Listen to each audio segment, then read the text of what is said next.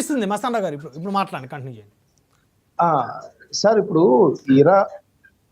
99 వీక్షకులకు మీకు కూడా గుడ్ ఈవినింగ్ అండి. ఇప్పుడు ఇరాన్ ఇజ్రాయెల్ మధ్య దాడులకు ఏదైతే జరుగుతూ ఉన్నాయో అది మన ప్రపంచవ్యాప్తంగా ఆందోళన కలిగిస్తున్న అంశంగా మనం చూడొచ్చు కూడా. ఎందుకంటే ఒక పక్కన ఈ ఉక్రెయిన్ రష్యా మధ్య యుద్ధం చూస్తా ఉన్నారు. అదే విధంగా సార్ బ్రహ్మనాయుడు గారు వినిపిస్తుందా? వినిపిస్తుంది మస్తాన్ గారు, వినిపిస్తుంది. ఓకే. సో ఓ పక్కన మళ్ళీ పాలస్తీనా మీద ఇజ్రాయెల్ గత సంవత్సరన్నర కాలంగా ఏ విధంగా అయితే యుద్ధం ఉందో దానివల్ల జరుగుతున్న పర్యవేక్షణాలు ఇవన్నీ చూస్తా ఉన్న పరిస్థితుల్లో ఇరాన్ అనేది ఏంటంటే ఒక ఇస్లామిక్ దేశాలకు ఒక పెద్దన్నగా ఒక సపోర్ట్ గా ఉంటుంది ఎప్పుడు కూడా. ఇజ్రాయెల్ కి ఇది కంటి మీద కునుకు లేకుండా చేస్తా ఉన్న పరిస్థితి కూడా చూడొచ్చు. ఎందుకంటే పాలస్తీనాకి సంబంధించి బ్యాక్ ఎండ్ లో అది చాలా సంస్థలకి లేదంటే పాలస్తీనాకి ఏ విధంగా సహాయం చేసింది, ఆ సహాయం ద్వారా ఇజ్రాయెల్ మీద ఏ విధంగా అవి దాడులకు పాల్పడ్డాయి, ఇజ్రాయెల్ ని బలహీనపరచడానికి ఎలా వీళ్ళు ఇరాన్ కూడా దోహదపడింది అనేది ఇప్పుడే కాదు, ఇరాన్ కి సంబంధించి గత 2-3 దశాబ్దాలుగా ఇరాన్ ఇజ్రాయెల్ మధ్య ఒక శత్రుత్వ భావనలు ఉన్నాయి.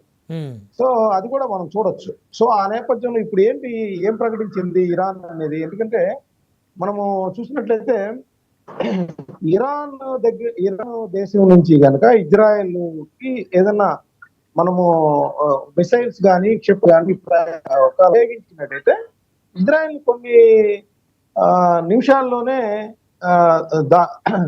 అస్తవ్యస్తం చేసే పరిస్థితి కూడా ఇరాన్ ఉంది. సో అలాంటి పరిస్థితుల్లో అది భయపడుతున్న పరిస్థితి. ఇంకోటి ఏంటంటే ఇప్పుడు ఇరాన్ దగ్గర అణు వార్ హెడ్లకు సంబంధించి అంటే అణు బాంబులను తయారు చేయడానికి అన్ని అంశాలు అక్కడ కలిగి ఉండటం, అంటే యురేనియం నిల్వలు అనేవి అణుబాంబు తయారు చేయడంలో కీలక పాత్ర వహిస్తాయి. దానికి సంబంధించి పరిశోధనలు పూర్తయి అణుబాంబు అనేది ఇక ఏ 2 వారాల్లోనో లేకపోతే ఒక 2-3 నెలల్లోనో తయారు చేయగల శక్తి సామర్థ్యాలని ఇరాన్ సమకూర్చుకుందనేది ఇప్పుడు ప్రపంచవ్యాప్తంగా ఉన్న సమాచారం అన్ని దేశాలకు కూడా.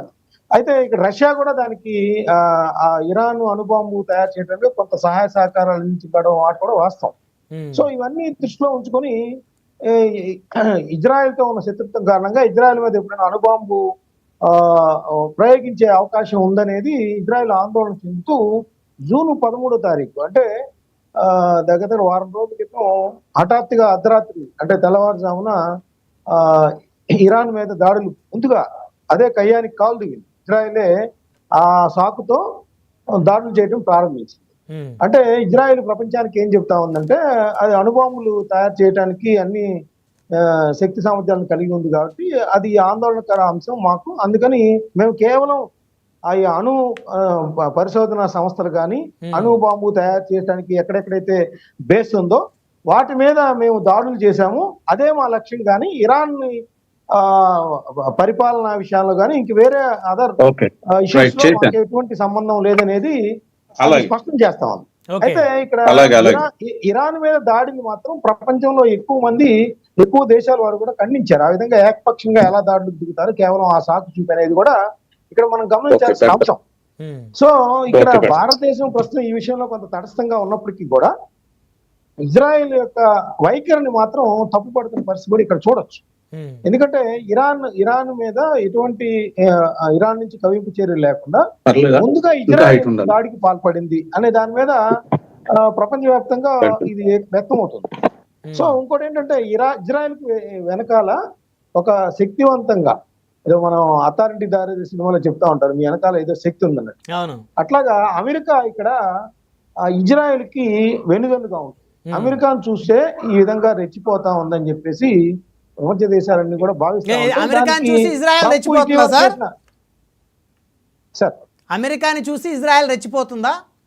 ఎస్ వెనకాల అమెరికా ఉంది కాబట్టి, అమెరికా వంటి పెద్ద దేశం తనకు అండగా ఉంది కాబట్టి ఇజ్రాయెల్ రెచ్చిపోతున్న పరిస్థితి చూసాం. ట్రంప్ కూడా ఇజ్రాయెల్ కు అనుకూలంగా కొన్ని వ్యాఖ్యలు చేయటం, ఇరాన్ యొక్క నాయకత్వాన్ని బెదిరించడం, ఇరాన్ లొంగిపోవాలని వ్యాఖ్యలు చేయటం, ఇవన్నీ కూడా దానికి మనము నిదర్శనంగా చెప్పొచ్చు. ఇంకోటి ఏంటంటే ఇక్కడ పుతిన్ కూడా స్పందించారు.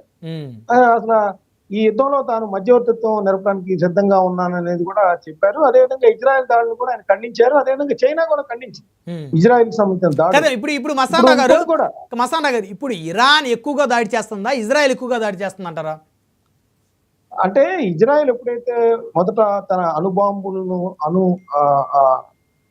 యొక్క అణుబాంబుల యొక్క సామర్థ్యం పెంచుకుంటోంది అనే యాంగిల్ తీసుకొని అదే సాకుగా చూపి దాడులు ప్రారంభించిందో, ఇరాన్ కూడా మరి ఆత్మరక్షణలో భాగంగా ఇజ్రాయెల్ మీద దాడులు ప్రారంభించిన ఇంట్లో ఇటువంటి వాస్తవం ఉంది. అయితే ఇక్కడ ఏం జరుగుతోంది, ఇటీవల ఇజ్రాయెల్ సంబంధించి ఒక హాస్పిటల్ మీద కూడా దాడి చేసింది ఇరాన్. ఏంటంటే దాని పక్కనే సైనిక కార్యాలయం ఉంది, దాని మీద మేము బాంబుల్ని లేదంటే వాటిని మిసైల్స్ ప్రయోగించినప్పుడు దానికి కూడా తగిలింది అనేది అంటాం. అయితే ఇజ్రాయెల్ కూడా కేవలం అణు శక్తి సంస్థల మీద మాత్రమే దాడి చేస్తుంది అని పరిమితం అవట్లేదు. వాళ్ళు కూడా టెలివిజన్ కార్యాలయాల మీద కానీ కొన్ని సివిలియన్స్ కి సంబంధించిన భవనాల మీద కూడా దాడులు చేసిన పరిస్థితి కూడా కనిపిస్తా ఉంది మనం కనుక అందుతున్న సమాచారాన్ని బట్టి చూస్తే. సో ఇప్పుడు మొత్తంగా చూసినట్లయితే ఏంటంటే ఇజ్రాయిల్ ఈ విధమైన దాడులు వెనక అమెరికా ఉంది. అమెరికా కూడా ఇజ్రాయిల్ సపోర్ట్ గా ఒక వారంలోనో 2 వారాల్లోనో ఇరాన్ మీద సైనిక చర్యకు రావచ్చు అనేది కూడా మనకు అందుతున్న సమాచారం. ఎందుకంటే దానికి సంబంధించి ట్రంప్ సెక్రటరియట్ లో వాళ్ళ సన్నిహితులకి సంబంధించి అక్కడ చర్చలు జరుగుతున్నాయి అమెరికన్ సెనెట్ లో కూడా. ఇవన్నీ కూడా ఇరాన్ మీద సైనిక చర్యకు సంసిద్ధంగా అమెరికా తయారవబోతుంది అనేది ఇక్కడ అందుతున్న సమాచారాన్ని బట్టి మనం చెప్పచ్చు. రైట్, మళ్ళీ మస్తానా గారు మీ దగ్గరికి మనతోటి కారువంచి ప్రశాంత్ గారు ఉన్నారు ఇజ్రాయెల్ నుంచి.